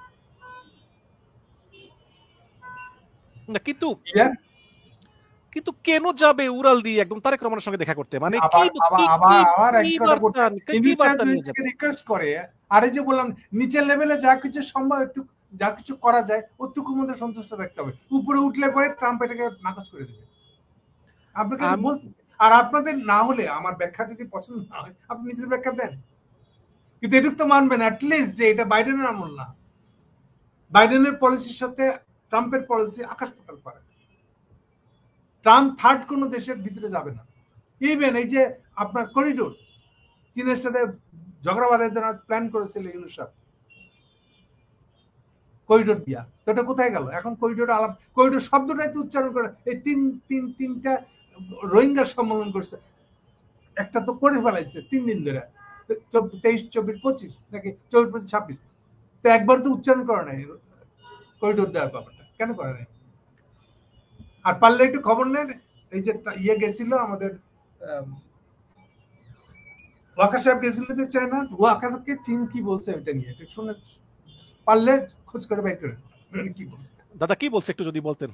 না, আমি আমার বিপদ হচ্ছে কিনা, আমার মুখ দিয়ে বলার দরকার নেই। সোজা কথা, চীন পরিষ্কার করে একদম মানে বাস্তবতা দেখাই দিচ্ছে যে তোমরা যদি এগুলা করতে থাকো তাহলে বুঝছো তোমাদের অবস্থা ঠিক হবে, নাগাই মরবা। তোমাদেরকে ওয়ার্ল্ড ব্যাংক টাকা দেয় নাই, আনতে পারো না, কমিট করছে বারবার, দেয়নি। এখন কি হবে? এখন আমার যেগুলো ধার হয়েছে, ধারের কিস্তি দেওয়ার সময় হয়েছে, দিতে পারবা? নতুন টাকা লাগবে, দিতে পারবা? জোগাড় করতে পারবা? তোরা সরকার চালাইবা কেন? আর আমার এই লোন শোধ করবা, লোনের কিস্তি দিবা কেন? ওগুলো খরচ করো। বাংলাদেশের 50 কিলোমিটারের মধ্যে তুমি আমেরিকান আর্মিতে নিয়ে এসে আরাকান আর্মির সাথে বসাই দিবা, আর আমরা এগুলো দাঁড়া দাঁড়া দেখবো? ন্যাচারাল কথা। আর তুমি আমার কাছে আসছো যে এগুলা ইয়ের আরাকান আর্মিদের ব্যাপারটা কি হবে, কেন আরাকান আর্মি আমাদের ইয়েদেরকে টেকনাফে আমাদেরকে জেলেদেরকে মেরে ফেলতেছে, ধরে নিয়ে যাচ্ছে, এগুলো কি জবাব হবে বুঝতে পারছেন না? ওই যে আমি যেটা প্রায় বলি যে ভাই বাজারে ডালের দাম কেমন যাচ্ছে, যদি ডালের দাম খুব বেশি যায় কারণ ডাবল হয়ে গেছে, তার মানে ভাতের মধ্যে আপনার ডাল নেওয়ার জন্য গর্ত করি না, ওই গর্তটা ছোট করবেন না বড় করবেন নির্ভর করছে বাজারে ডালের দাম কেমন। তা ডালের দামের খবর রেখে ভাতে গাড়া করতে হয়। আপনি বাজারে খবর নেন না, খালি বড় করে একটা গর্ত করতেছেন ডাল নিবেন বলে, হবে? এই জন্য বলে ভাতে গাড়া করবা, বাজারে ডালের দাম যাই না। তাহলে দুনিয়াদারের খবর নাই, ট্রাম্পের পলিসি কি তাই জানান না আপনি? আপনি ট্রাম্পের গলায় ঝুলাই দিবেন বাংলাদেশকে একটা করিডোর দিবে, বাংলাদেশ করিডোর দিবে, আর বাংলাদেশ উপর দিয়া আমেরিকা আর চাইনা মারামারি করবে আমাদের বাংলাদেশের ভূমির উপরে দাঁড়ায়, আমরা দাঁড়াতে হাত তালে দিব, খুব মজা। হ্যাঁ, এইটা ব্যাককেলে, এত ব্যাককেল হয় কেমন একটা মানুষ? করিডোর দেওয়ার মানে বুঝে না, এটা কি বলতেছে? এটা ওরা কি ভাবতেছে আমেরিকার বিরাট সুবিধা পাইতে এইবার আমাদেরকে চুম্মা দিয়ে দিয়ে আমেরিকার রাখবে? এটা কি খলিল সাহেব ভাবতেছে? এটা কি ইউনূস সাহেব ভেবেছে? এটা ভেবে কি করতে গেছিল? তাহলে এখন নাই কেন? এখন আবার করিডোর আলাপ করেন না কেন? চুপ করে গেছেন কেন? গৌতম দা, এই সরকারের ভিতরে একটা গুপ্ত সরকার আছে, সেই গুপ্ত সরকার আসলে কারা? এই সরকারের ভিতরে নাকি একটা গুপ্ত সরকার আছে। এটা যারা বলতেছে বেকুর মতো তারা বরং বলুক যে ইন্ডিয়ার সাথে তার ব্যক্তিগত খাতিরটা কেমন, ওটা বলে না কেন? আরে হিন্টস দিয়ে দিই, আমেরিকা থেকে প্লেনে করে আইতেছে, ফার্স্ট ক্লাসে চললে কিন্তু অনলাইনে এই টেলিফোনে কথা বলা যায়, জানেন বোধ হয়। কে আসতেছে? কেউ একজন, এবং ওখানে বসা অবস্থায় সে ফোন করছে একটা ইন্ডিয়ান এজেন্টের সাথে বাংলাদেশে। এটা আমাদের ফখরুল মিয়া খুব ভালো জানে এটা। তো ওগুলো করে না কেন? সরকারের ভিতরে সরকার বুঝতেছে কোথেকে? এই সরকারের ভিতরে সরকার যারা আছে তাদের সাথে সবচেয়ে ভালো সম্পর্ক তাদের। অ্যাটর্নি জেনারেলটা কাদের লোক? প্রত্যেকটা ইউনিভার্সিটিতে ভিসি প্রো ভিসি গুলোকে নিয়োগ দিছে কারা? কার কথা শুনে নিয়োগ? জামাত না, সমস্ত গুলো বিএনপি হয়েছে। কারণ সরকার বিরুদ্ধে সরকার বলতে কি বুঝতে চাচ্ছে? এইগুলা এক একটা চাপা ছাড়লেন, মনে করলেন আপনি একটা বিরাট জ্ঞানের কথা বলে ফেলেছেন, এখন মানুষ আপনাকে খুব বাপ বাপ, লোকটা অনেক কিছু জানে। এইগুলো বাপ ছাড়াইলে হবে? হ্যাঁ, আর এই যে বললাম আপনি এখন এস আলমের টাকায় চলতে চাইতেছেন, আবার এস আলম গেছে হাসিনার সাথে দেখা করতে, ওটার বিরুদ্ধে গোসা করতেছেন। আরে বাবা, আপনারা তো ইন্ডিয়ানের প্রোডাক্ট, আপনারা কেমনে ইন্ডিয়ানের বিরুদ্ধে? ইন্ডিয়ানের হেল্প না করলে হাসিনার সাথে এস আলমের সাক্ষাৎ হয় কেমনে? তার যে বর্ণনা দিছে নয়া দিগন্ত, দেখেন 7 জায়গায় ঘুরায় যাতে পিছনের লোক কেউ না থাকে, কেউ না থাকে, যে কোন গাড়ি দিয়ে এস আলমকে নিয়ে যাওয়া হচ্ছে হাসিনার সাথে দেখা করার জন্য। সে হাইলি সিকিউরড একটা জায়গা। তো সেটা যদি ইন্ডিয়ান হেল্প না করে তাহলে তো এস আলম যেতে পারে না। তাহলে পুরো অ্যারেঞ্জমেন্টটাই তো ইন্ডিয়ানদের অ্যারেঞ্জমেন্ট। আপনি সেটা দেখলেন না, ইন্ডিয়ান দালালি করতেছেন। আর এখানে কেন এস আলমের সাথে দেখা করতে হলো শেখ হাসিনা? উনি ইলেকশন বাচ্চাল করতে চায়। এগুলো কি বলতেছেন আপনি? কথা কোন তাল নাই আসলে। শেখ হাসিনা তো এই ইলেকশন যে বললেন যে আপনি সরকারের বিরুদ্ধে কেউ একজন আমাদের বাজে, সরকারের বিরুদ্ধে আপনাদেরই গুরু যারা, আপনাদেরই এজেন্ট যারা, আপনারা যারা এজেন্ট, সেই ইন্ডিয়ান নারীটা করে দিচ্ছে। তো আপনি মুরুদ থাকলে কি ইন্ডিয়াকে নালিশ দেন না কেন? চিৎকার করে বলেন ইন্ডিয়া কেন হাসিনার সাথে দেখা করতে দিচ্ছে সালামে, অভিযোগ করেন। আসি মুরুদ। আমরা অনুষ্ঠানের শেষ পর্যায়ে, যদিও সেনাবাহিনী নিয়ে বেশি আলোচনা করতে চাই না, কিন্তু আমরা দেখতে পাচ্ছি যে সেনাবাহিনীতে কিছু কিছু অফিসার আছেন যারা বিজিবি থাকা অবস্থায়, র্যাবে থাকা অবস্থায় গণহত্যা করেছেন, গণহত্যা করে তারা 5ই আগস্টের পরে আবার সেনাবাহিনীতে ফেরত গিয়েছেন, কিন্তু তাদের বিচার হচ্ছে না। আমি যদি একজন কর্নেল নাম বলি, কর্নেল রেদওয়ান, আমরা ওপেন দেখেছি যে তিনি গুলি ছুঁড়েছেন সেই রামপুরাতে, সেই দিন প্রায় 23 জনের মতো শিক্ষার্থী মারা গিয়েছে, কিন্তু তাকে সামরিক আদালতে বিচার করে ভৎসনা করা হলো এবং 6 মাসের প্রমোশন ক্যান্সেল, এই সামান্য লঘু শাস্তি দেওয়া হলো। আরো বিভিন্ন তদন্ত কমিটিগুলো অভিযোগ আছে যে ওয়াকারুজ্জামান নিজের লোক দিয়ে প্রভাবিত করতেছেন, হাসান নাসির সাহেব সাবেক ব্রিগেডিয়ার জেনারেল তাকে পিএনজি করেছেন। তো সব মিলিয়ে আসলে আপনি তার ভূমিকাটা আপনি কিভাবে দেখছেন? যদিও অনেকে বলেন তিনি বিপ্লবের পক্ষে শক্তি, কার ভূমিকা? জেনারেল ওয়াকারুজ্জামানের বর্তমান যে ভূমিকাটা আপনি কিভাবে দেখছেন সব মিলিয়ে? আমি খুব জেনারেলি বলবো, আমি কামনা করি বাংলাদেশে একটা নতুন সরকার কায়েম হোক, জাস্ট লাইক আগস্টের সরকার, এবং হওয়ার পরে এই সবগুলোর বিচার হোক। তার সেই মুরদ থাকুক, ওরকম একটা সরকার আসুক যে বিচার করবে। এটা ওয়াকার মোয়াকার কারো কথা শুনবে না সে, এরকম একটা মুরদালা সরকার আসুক, এই কামনা করি। কিন্তু আমরা তো ইদানিং দেখছি যে আওয়ামী লীগের লোকজন ইদানিং ওয়াকারুজ্জামানের খুব সমালোচনা করতেছে, বলতেছে যে ওয়াকারুজ্জামান হচ্ছে মীর জাফর, পলাশির যুদ্ধে যেমন সিরাজউদ্দৌলার সেনাপতি ছিল মীর জাফর, হাসিনার সেনাপতি হচ্ছে এই ওয়াকার মীর জাফর। খুব সমালোচনা করতেছে যে সেদিন যদি ওয়াকার একটু বাধা দিত, ওয়াকার একটু পক্ষে দাঁড়াতো হাসিনার, তাহলে হাসিনার পালিয়ে যাওয়া লাগতো না, এরকম ব্লেম করতেছে। না, এটা আপনি পিছন পুরানা কথা বলতেছেন, লেটেস্ট কথা বলতেছেন না। লেটেস্ট বলছে লেটেস্ট কথা এটা না, জাস্ট ওয়েট করেন না। আমি ওদের সরেশ ফর্মুলায় বলি, জি, ওরা টাইম দিছে 60 দিন। কারা? কেউ একজন 60 দিনের মধ্যে তারা কিছু একটা দেখাবে, তাদের ওয়াকার সাহেব বলে তারা ওয়েট করছে। 60 দিনের ভিতরে কয়দিন শেষ হয়েছে আর কয়দিন বাকি আছে? কাউন্ট করেন না।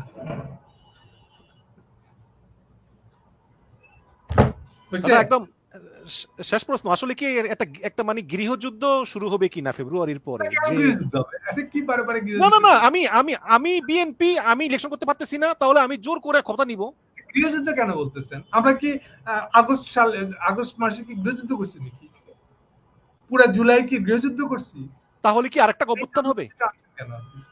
তাহলে কি আরেকটা অভ্যুত্থান হবে? 5ই আগস্ট কি অভ্যুত্থান হয়েছে? হ্যাঁ, আরেকটা বলতেছেন কেন? 5ই আগস্ট অভ্যুত্থান হয়েছে আর একটা অনেকে, বলতে আপনি বুঝাইতে আগের অভ্যুত্থানটা কোনটা এটা বলেন। না 5ই আগস্টের এটা তো অভ্যুত্থান, আমি তো বিপ্লব মনে করি না, এই জন্য বলতেছি আর কি। এটা যখন পাবলিক করে গণ, আগে গণ লাগাইতে হবে আপনাকে, মানে কু কু বলে চালাই দিলে হবে না এটাকে। কু আর গণ অভ্যুত্থান আকাশ পাতাল করে, পাবলিক রাস্তা নামছে। আর যখন এরশাদের কু, জিয়া রহমানের কু, পাবলিক ঘরে বসেছিল, টিভিতে দেখছে, দুটো ফারাক আছে। আমি তো আরো স্পষ্ট করে বলি, কোনো রাগ ঢাক না করে আরো স্পষ্ট করে বলতেছি, 3 তারিখে আর্মির ভিতরে একটা কু হচ্ছে, এই যে এটা রিয়েল কু হচ্ছে। মানে হওয়ার পরে 5 তারিখে শেষ করি, হ্যাঁ বলেন। না সরি, আপনাকে আমি বারে বারে থামাই, এটা আমার অন্যায়, আপনি বলেন প্লিজ। আচ্ছা, 5 তারিখে হাসিনাকে উৎখাত করছে তারা, করে পুরো ক্ষমতাটা পাবলিক হাতে দিয়ে দিয়েছে বলে আমি মনে করি। এই জন্য আপনার নিজের ভাষ্য বদলে গেছে। তো আপনার কি শব্দটা কি উচ্চারণ করতেছে, ছাত্র জনতার বিপ্লব, আপনি টার্মিনোলজিটা খেয়াল করেন, পরিষ্কার। তার মানে আর্মিকে এরপরে ক্ষমতাটা দিয়ে দিচ্ছে কিনা এটা প্রমাণ তো এটাই। সো কে ক্ষমতাটা নিছে, মায়ের ধর দিয়া ওরা ক্ষমতাটা নিয়ে আসছে কে, ওটা ইম্পর্টেন্ট না। ক্ষমতাটা আলটিমেটলি সে পাবলিকের পায়ের নিচে সারেন্ডার করছে কিনা এটা ইম্পর্টেন্ট। তাহলে as long as তারা পাবলিকের হাতে ক্ষমতা দিয়ে দিছে, পাবলিকের পায়ের নিচে দিয়েছে এটা। হাসিনা পালিয়ে গেল, এটার প্রমাণ হলো যে ইউনূস সাহেব ক্ষমতা বসছে as a representative of public, এবং পাবলিক এটা হাততালি দিয়ে ওয়েলকাম করছে। আমি তো ফিরে এসে বলেন না আপনি এটা করতে পারবেন না, সেটা করতে পারবেন না, মনে নাই তো নিঃসন্দেহে বল তো কাজ করতেছে। একটাকে বলে গণভুত্থান। গণভুত্থান আর কুয়ের মধ্যে মাখামাখি করবেন না। এটা যদি চুপচাপ নিয়ে 4 জনের জেনারেল মিলে বসে একটা প্রধান সামরিক আইন প্রশাসক বললে পুরা বাংলাদেশের সামরিক আইন জারি হইলো বলে টিভিতে ঘোষণা দেয়, তাহলে বলবেন যে এটা সামরিক আইন হচ্ছে। দুটো আলাদা জিনিস। মানে হাসিনা পালিয়ে গেল, সামরিক আইনের ঘোষণা দিয়েও আপনি পাবলিকের হয়ে কাজ করতে পারেন। নির্ভর করে আপনার অ্যাটিটিউডটা কি হচ্ছে, এটা দিয়ে রিফ্লেক্ট করবে আপনি পাবলিকের লোক না একটা কোটারি একটা গোষ্ঠী ক্ষমতা নিচ্ছে। পরিষ্কার থাকতে হবে, ধারণাগুলো অস্পষ্ট করলে হবে না। তা এখন আমি অন্তত বিপ্লব না বলে অন্তত গণভুত্থান তো হচ্ছে এটা বলতে হবে আপনাকে আগস্টে। আপনাকে তো ইয়ের মতন আপনার কি জানি যে রুমিন আর ইয়ে, এই যে যারা বলতেছে আগস্টে কিচ্ছু হয় নাই, কালো শক্তি, কালো শক্তি, এগুলা এগুলা এগুলা এগুলা হলো রয়ের বয়ান, এগুলা হলো ইন্ডিয়ানদের বয়ান, হাসিনার বয়ান না, রয়ের বয়ান।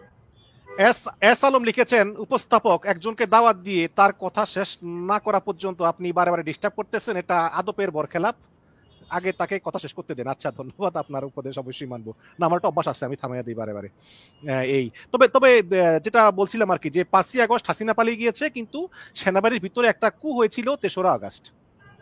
3রা আগস্ট টাইমিং উল্টা উল্টা করে দিলে হবে না। শুনি তাহলে আবার, সেনাবাহিনীর ভিতরে কু হয়েছে 23 আগস্ট, মানে হাসিনা পালিয়ে যাওয়া 2 দিন আগে। না ওটা যদি না করে তাহলে তো হাসিনা পালাইতো না। আমি কথা বলছি। ও আচ্ছা আচ্ছা আচ্ছা, হাসিনা এমনি এমনি পলাই গেল। হাসিনা গণভবনে গেছিল তারা কারা দেখে সামনে, যেটা প্রায় বলি আমি, দেখেন বর যখন বিয়ে করতে যায় মাথাটা টুপুর পরে যায়, এখন আমি যদি মনে করে ওই টপুরটাই হলো বর হবে, বাট ওটা সিম্বল। বরের মাথায় একটা টুপুর থাকে, যে বর তার মাথায় একটা টুপুর থাকে, ইট ডাজন্ট মিন যে টুপুরটাই বর। সো আর্মির মাথায় ওয়াকার ছিল, ইট ডাজন্ট মিন যে ওয়াকারই আর্মি। এই কনফিউশন বানাইলে তো লাভ নাই, আপনাদের এই কনফিউশন তৈরি হচ্ছে। এ দুটো এক জিনিস না। এখন সেইটারে লড়াই শেষ হয়ে গেছে, ব্যাপারটা ভিতরে এমন না, এটা ঠিক। ক্লিয়ার হয়েছে? জি দাদা। এখন তো এখন আপনি বলে কু হয়েছে, হ্যাঁ না, কুয়ের সঙ্গে হাসিনা কোন সম্পর্ক ডাইরেক্ট কেন? কুয়ের পরে যখন 5 তারিখে সকালবেলা ভোরবেলা ভোর 4টের সময় যখন হাসিনার বাসায় গিয়েছে তারা, তখন কি হয়েছে? ভিতরে সবাই লোডেড, বাইরে যারা গেছে 3 বাহিনীর প্রধান সহ তারা লোডেড। ওয়াকারের কৃতিত্ব যে সে ওখানে গিয়ে পার্সোনালিটি দেখায়, দুই পক্ষকে গান ডাউন করতে বাধ্য করছে। Yes, credit. এরপরে কথা বলছে 10:30টার মধ্যে হাসিনা রাজি হয়ে গেছে, এরপরে বাকিটা ব্যবস্থা করছে সেই।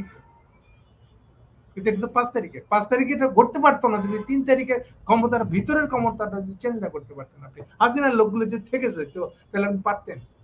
থেকে যেত মানে কি পজিশনে থেকে যেত? হাসিনার লোক এখনো ভিতরে আছে, কিন্তু ছত্রভঙ্গ অবস্থা। ওই যে জেনারেল মুজিব, দাদা আপনার কি সময় আছে নাকি এখনই শেষ করতে হবে?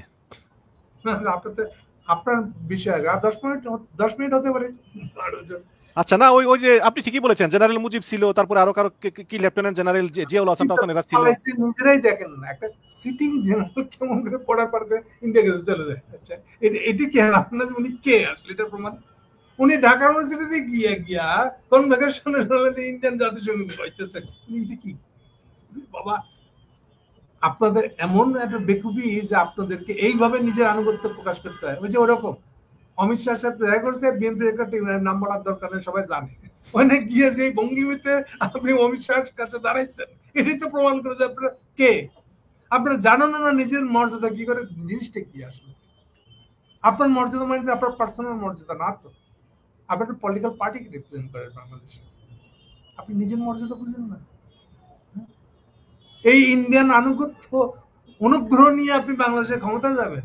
হ্যাঁ, আপনি যে তুচ্ছ লোক একটা, যে নিজের মান সম্মান বুঝে না, সে কোনো মানুষই না। এর থেকে একটা মুদি দোকানদার অনেক বেটার, অনেক গুরুত্বপূর্ণ। সে তার নিজের মর্যাদা নিয়ে এসে দোকানদারি করে। এগুলো যারা বুঝতে শিখে নাই, এই জন্য বললাম যে আপনি একটা সিটিং চিফ অফ স্টাফ, আপনি বর্ডার ক্রস করে ইন্ডিয়াকে পালাই গেলেন। আর কি পরিচয় দেওয়ার দরকার আছে? আপনি কি ছিলেন আসলে? জি, মানুষকে বুঝতে হবে এগুলোর অর্থ। শেষ প্রশ্ন, আপনি আসলে এটা শেষ প্রশ্ন, কারণ দাদা 1 ঘন্টা হয়ে গিয়েছে, আপনি অনেকক্ষণ ধরে কথা বলছেন। নকলি শেষ প্রশ্ন হলো, অসুবিধা নেই, বলেন। হাসিনা রাজনৈতিক ভবিষ্যৎ কি দেখেন আপনি? হাসিনার কোনো রাজনৈতিক ভবিষ্যৎ নাই, শেষ। বাট র কন্টিনিউয়াসলি চেষ্টা করে যাবে।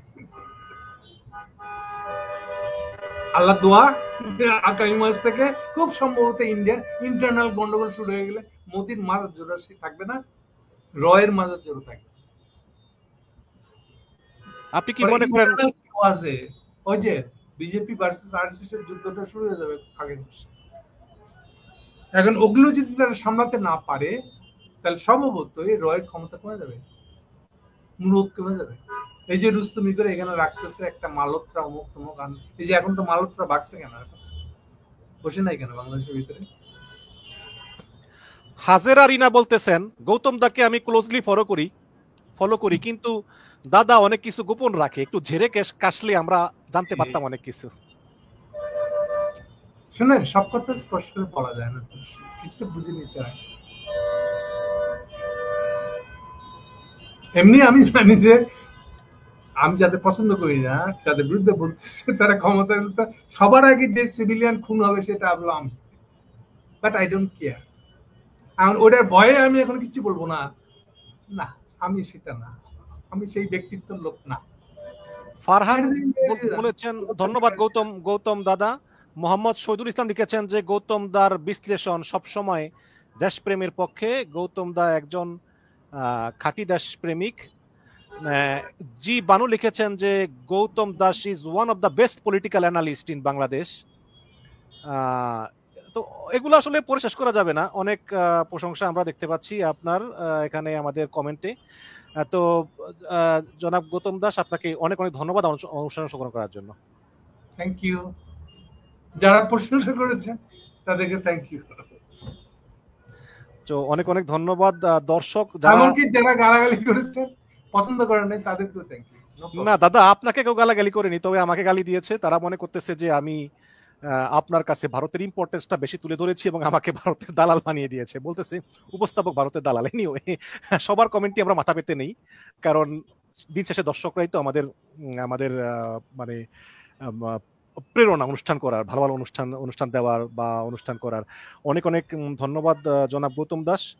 আহ, আশা করি আপনাকে অন্তত মাসে একবার হলেও পাবো। আপনি যদি অনেক ব্যস্ত থাকেন, যদি মাসে একবার আমার চ্যানেলে আপনি পদধূলি দেন, কৃতজ্ঞ থাকবো। আজকে অনেক দর্শক একসঙ্গে অনুষ্ঠান দেখেছে এবং এইরকম একসঙ্গে এত দর্শক অনুষ্ঠান খুব কমই দেখে। যদিও আমি ভিউ নিয়ে এতটা কেয়ার করি না, ভিউ যাই হোক আমি তাতে সন্তুষ্ট, বাট তারপর আজকে প্রায় 1000 লোক অনেক লাইভে ছিল কম বেশি। দর্শক ভালো থাকবেন, সুস্থ থাকবেন, ওয়ানে নিজের সঙ্গেই থাকবেন। Thank you. Thank you.